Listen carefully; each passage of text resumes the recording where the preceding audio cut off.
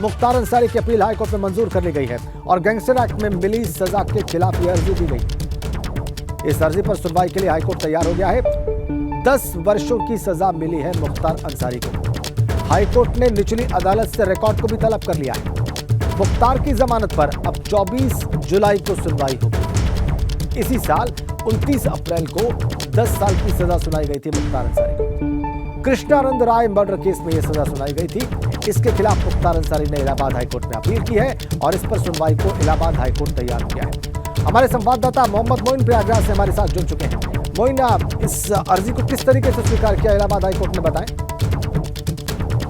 अप्रैल को गाजीपुर कोर्ट ने मुख्तार अंसारी को गैंगस्टर मामले में 10 साल की सजा सुनाई थी। उस सजा को मुख्तार अंसारी ने इलाहाबाद हाई कोर्ट में चुनौती दी थी, उसके खिलाफ अपील दाखिल की थी। तो अपील को सुनवाई के लिए इलाहाबाद हाई कोर्ट ने मंजूर कर लिया है। 24 जुलाई की तारीख तय की है। मुख्तार अंसारी की तरफ से इस मामले में जमानत की अर्जी भी दाखिल की गई थी। हालांकि जमानत अर्जी पर आज सुनवाई नहीं हो पाई है और जमानत अर्जी पर सुनवाई 24 जुलाई को होगी। लेकिन मुख्तार अंसारी के लिए ये कहा जा सकता है कि फौरी राहत यह है कि जो अपील दाखिल की गई थी उसे सुनवाई के लिए मंजूर कर लिया गया है। और इसी मामले में मुख्तार अंसारी के भाई अफजाल अंसारी की लोकसभा की सदस्यता गई हुई है। अफजाल अंसारी को 4 साल की सजा मिली हुई थी और अफजाल अंसारी की तरफ से जो अर्जी पहले दाखिल की गई थी उस मामले में जुलाई महीने में सुनवाई होनी है। यानी दोनों भाइयों की अर्जी पर अब जुलाई महीने में सुनवाई होगी। लेकिन ये जरूर कहा जा सकता है कि मुख्तार अंसारी को फौरी राहत मिली है और जो अर्जी थी, जो अपील थी 10 साल की सजा के खिलाफ, उसे कोर्ट ने सुनवाई के लिए मंजूर कर दिया। शुक्रिया आपका। अवधेश राय हत्याकांड में मुख्तार अंसारी की सजा का मामला है। माफिया मुख्तार अंसारी को सजा देने वाले जज की सुरक्षा बढ़ गई है। जज अवनीश गौतम की सुरक्षा बढ़ा दी गई है। जज अवनीश गौतम ने मुख्तार अंसारी को उम्र कैद की सजा सुनाई थी। जज अवनीश गौतम के साथ अजय राय की सुरक्षा की भी समीक्षा हो रही है। बड़ी खबर वाराणसी से। जिस जज ने नाम इनका अवनीश गौतम जिन्होंने सजा सुनाई, उनकी सुरक्षा बढ़ा दी गई है। देखिए, कोई सुरक्षा घटाने बढ़ाने का कोई कार्य नहीं किया गया है। पहले से ही कचहरी परिसर के अंदर की सुरक्षा, बाहर की सुरक्षा और जो हमारे महत्वपूर्ण जजेज हैं जिनके यहाँ साथी और कुख्यात अपराधियों के मामले ट्रायल में चलते हैं, उनको पहले से ही सुरक्षा व्यवस्था उपलब्ध कराई गई है। और हम बीच बीच में रिव्यू करते रहते हैं। संवेदनशीलता के आधार पर संख्या में बढ़ोतरी की जाती है। जहाँ आवश्यकता नहीं होती उसे हटाया जाता है। लेकिन कल के फैसले के साथ कोई सुरक्षा अलग से नहीं बढ़ाई गई है, बल्कि पहले से ही पर्याप्त सुरक्षा व्यवस्था सुनिश्चित की गई है। अवधेश राय हत्याकांड में फैसले के बाद अजय राय ने भी सुरक्षा मांगी है।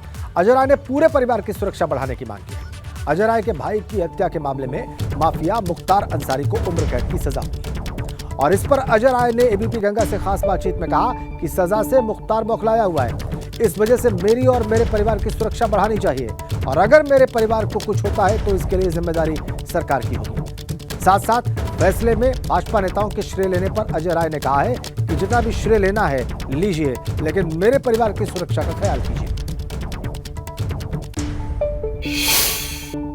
अजय राय जी, किस तरह की सुरक्षा का सवाल आपके द्वारा उठाया गया है? किस तरह की सुरक्षा मुहैया कराना चाहिए? देखिए, ऐसा है नवीन जी कि अभी तक मुख्तार अंसारी को आजीवन कारावास की सज़ा किसी मुकदमे में नहीं हुई है। इसी भाजपा की सरकार में नंदू रुंगटा, जो वीएचपी के ट्रेजरर थे, कोषाध्यक्ष थे विश्व हिंदू परिषद के, वो मुकदमा भी छूट गया मुख्तार अंसारी का। वो भी 2019 में, यही योगी जी की सरकार के डबल इंजन की सरकार में 2019 में वो भी मुकदमा छूट गया। क्यों? क्योंकि ये लोग गवाह की सुरक्षा नहीं कर पाए, गवाह को सुरक्षित नहीं रख पाए। उनको धमकी देकर, उनको डरवा कर, उनको पैसे देकर उनकी हत्या कराकर मुख्तार अंसारी ने उसको प्रभावित किया। अकेला ये मुकदमा है बड़े भैया अवधेश राय जी का, जिसमें पूरी तरीके से गवाहों को लेकर हम लोग खड़े हैं। जो हमारे साथ 2 गवाह और हैं हमारे भाई, वो पूरी ताकत के साथ खड़े हैं, केवल क्योंकि हम लोग उनके साथ हैं। वो विश्वास है कि अजय राय हैं तो हटेंगे नहीं, वो मेरे साथ खड़े रहे। और सरकार हम लोग की सुरक्षा से खिलवाड़ कर रही है। क्यों? क्योंकि मैं भारतीय जनता पार्टी के साथ नहीं हूँ, मैं कांग्रेस के साथ हूँ, मैं कांग्रेस का प्रांतीय अध्यक्ष हूँ, तो मुझे सुरक्षा नहीं दी जा रही है। मैं घर में बैठा हूँ, मेरे पास बाहर जाके आप देख सकते हैं, कैमरा ऑन करके देख लीजिए कितनी सुरक्षा मिली। मैं झूठ बोल रहा हूँ? आप जाकर कभी कैमरा ऑन करके देख ले, आपके सामने प्रमाण है। अगर मैं यहाँ बैठा हूँ मेरी सुरक्षा बाहर होनी चाहिए ना। आप देख सकते हैं कौन सुरक्षा है मेरे साथ, कितने लोग लगाए गए। ये थे अजय राय जी, जिनको साफ कहना है कि सरकार द्वारा दोहरा चरित्र अपनाया जा रहा है उनकी सुरक्षा को लेकर। अगर इस दौरान उनकी सुरक्षा में किस तरह की चूक होती है तो जिसकी जिम्मेदारी सरकार की होगी। कैमरा विशेष के साथ नवीन पांडे, एबीपी गंगा, वाराणसी। केंद्रीय मंत्री और अमेठी से सांसद स्मृति ईरानी रायबरेली के दौरे पर थी और वहां पर उन्होंने सलोन विधानसभा के टेकारी डीएस सहित 7 गांव में चौपाल लगाकर जन समस्याएं सुनी। एबीपी गंगा से बातचीत में स्मृति ईरानी ने दावा किया कि 2024 में रायबरेली में भी कमल खिलेगा। दीदी, चौपाल में आप जन समस्याओं को सुन रही हैं, त्वरित निस्तारण का आदेश दे रही हैं। दीदी, क्या किस रूप में जनता इसे देख रही है? मैं 2014 से ये सौभाग्य प्राप्त कर चुकी हूँ कि अमेठी लोकसभा क्षेत्र में जनमानस की जो समस्याएं हैं वो मुझ तक ना सिर्फ पहुँचती हैं, बल्कि जब से योगी सरकार बनी है उत्तर प्रदेश में, तब से लेकर अब तक जितनी भी समस्याओं का निस्तारण करना होता है तो जिला प्रशासन सांसद के संग चलता है। अमेठी का किला ढहा दिया आपने, रायबरेली पे इस समय चर्चा है कि रायबरेली का किला भी जो है ढहने जा रहा है। भारतीय जनता पार्टी निश्चित रूप से लोकसभा रायबरेली में जीत हासिल करेगी 2024 के चुनाव में। मेरी एक विधानसभा सलोन क्षेत्र जनपद रायबरेली में आता है, इसलिए कई बार अटकलें वो लगती हैं, लेकिन मैं इतना ही कहूँगी कि अमेठी की जनता ने मुझे वोट देकर भाजपा को अपना आशीर्वाद देके हमें अनुग्रहित किया है। तो जो अपने हैं, जिन्होंने दीदी का खिताब दिया है, उनको छोड़ने का तो सवाल पैदा नहीं होता। जैसे अमेठी का प्यार आपको मिल रहा है, रायबरेली में भी वही चीज़ मिलता है। और जो सत्य है कि रायबरेली की सांसद गायब हैं। उनके पास निजी भ्रमण का समय है, उनके पास निजी राजनीति का समय है, लेकिन रायबरेली के लिए समय नहीं है।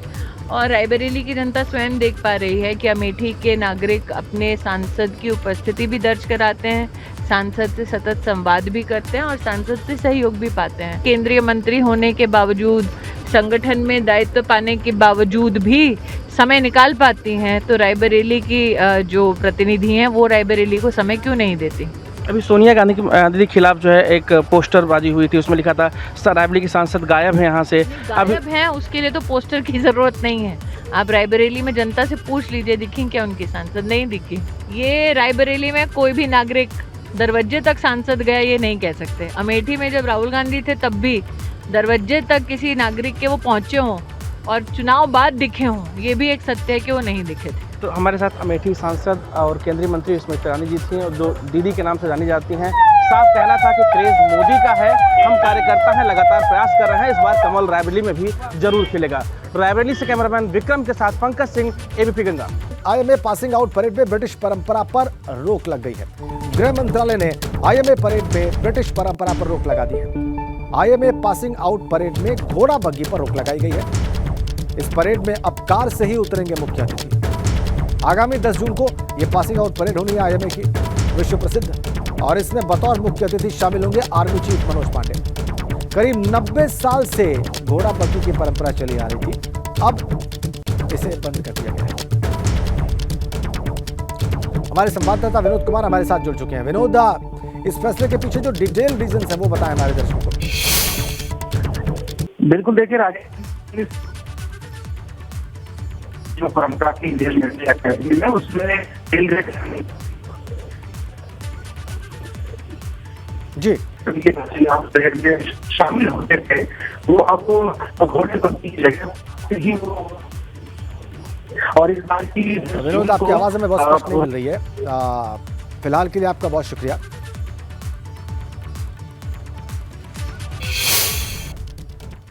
आगे बढ़ते हैं। प्रयागराज से खबर है, अब्बास अंसारी को हाईकोर्ट से राहत मिली है। मजिस्ट्रेट का समन आदेश हाईकोर्ट ने रद्द कर दिया है। हेट स्पीच और अधिकारियों को धमकी देने के मामले में समन जारी हुआ था और मऊ में रैली के दौरान ये धमकी दी गई थी और मजिस्ट्रेट को अब नए सिरे से आदेश जारी करने को कह दिया गया है। जस्टिस राजीव मिश्रा की सिंगल बेंच ने आदेश दिया। अब्बास अंसारी और 2 अन्य के खिलाफ धारा 171H के तहत मजिस्ट्रेट ने समन जारी किया। प्रयागराज से बड़ी अपडेट, राहत अब्बास अंसारी के लिए।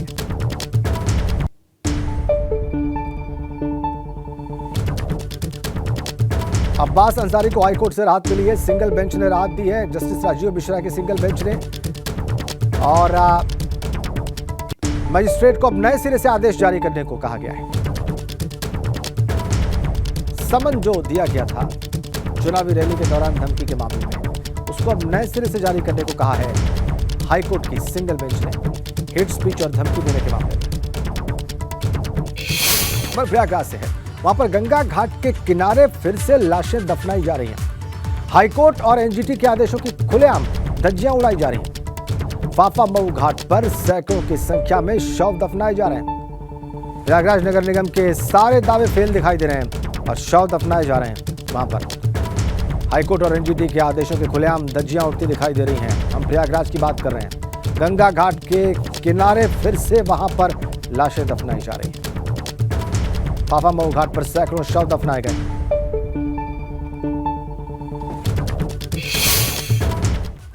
और इधर कुछ दिनों पहले ही मेयर की कुर्सी पर बैठे गणेश केसरवानी के मुताबिक इस बारे में लोगों को अभियान चलाकर जागरूक भी किया जा रहा है, रोका जा रहा है। इसके साथ साथ इस बात की भी व्यवस्था की जा रही है कि गरीबों को संस्थाओं की मदद से मुफ्त दाह संस्कार की सुविधा दिलाई जा सके।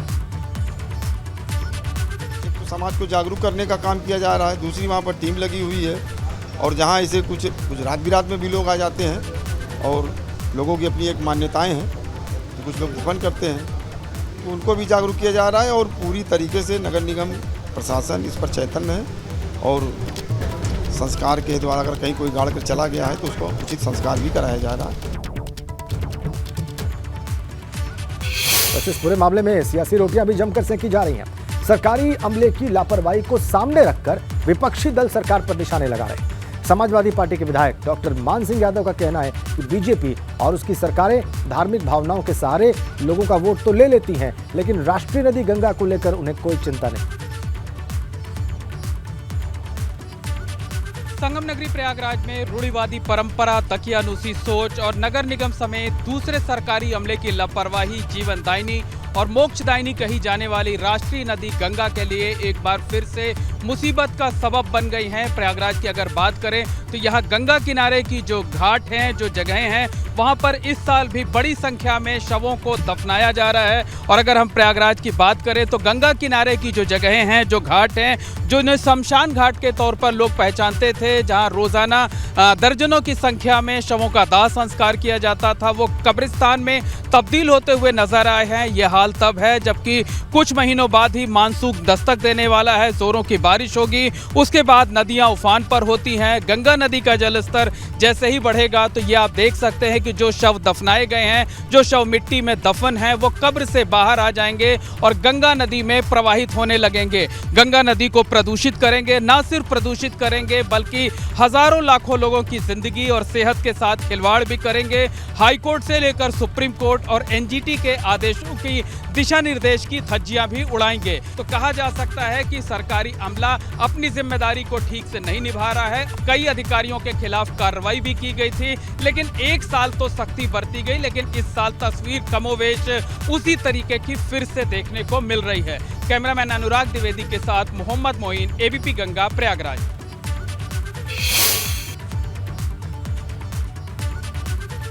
या गंगा की स्वच्छता से कोई लेना देना नहीं। जो भी बजट होता है गंगा के नाम पर, उसका केवल बंदरबाट किया जाता है। और ये मैं नहीं कह रहा हूँ, हाईकोर्ट अपने 2 फैसलों में खुद कहा कि गंगा के बजट का जो भी पैसा है केवल ये लोग बंदरबाट करते हैं। केवल अपना आर्थिक गेम कैसा उसका सेट हो, उस पर वो लगी हुई है। बाकी उसका किसी सफाई से या किसी जनहित के कार्य से कोई लेना देना नहीं है। गंगा के बारे में तो मैं कह रहा हूँ कि हाईकोर्ट को हस्तक्षेप करना पड़ा, हाईकोर्ट को आकर के हस्तक्षेप करना पड़ा।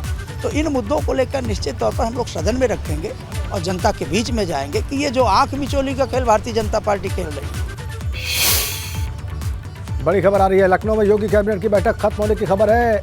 योगी कैबिनेट की बैठक में कुल 23 प्रस्ताव रखे गए और यूपी सरकार की तबादला नीति 2023-24 को मंजूर कर लिया गया है।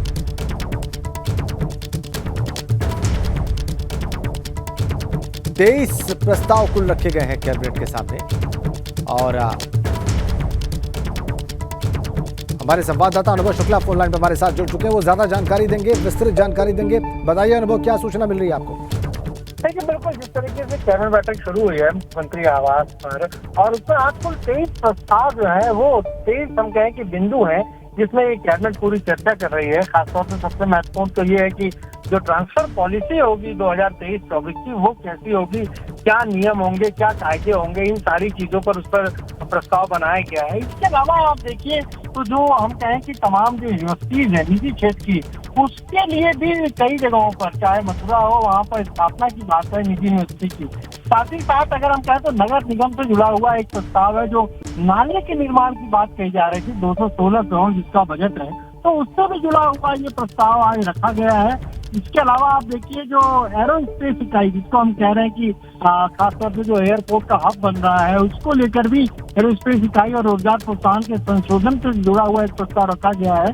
साथ ही साथ जो हम कहें कि जो कोषागार होते हैं, ट्रेजरी जो होती है, उसमें जो गैर न्यायिक भौतिक स्टाम्प और इसका विक्रय होता है, उससे भी जुड़ा हुआ एक प्रस्ताव रखा गया है। तो कुल तकरीबन 23 प्रस्ताव इसमें रखे गए। इसके अलावा एक महत्वपूर्ण है कि जो अशासकीय सहायता प्राप्त माध्यमिक विद्यालयों के शिक्षकों की सेवानिवृत्ति से जुड़ा हुआ और किसी की मृत्यु की दशा में किस तरह से ग्रेच्युटी का भुगतान करना है, उसमें थोड़ी सी कुछ ऐसे क्लॉज थे, तो उसको लेकर भी आज ये प्रस्ताव कैबिनेट में रखा गया है।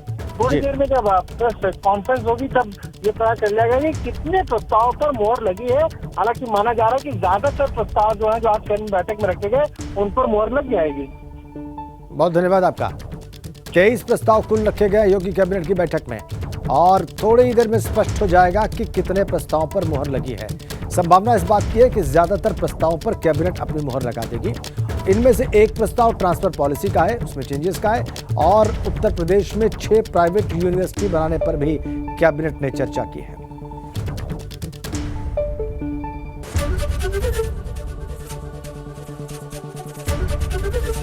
एबीपी गंगा, खबर आपकी, जुबान आपकी।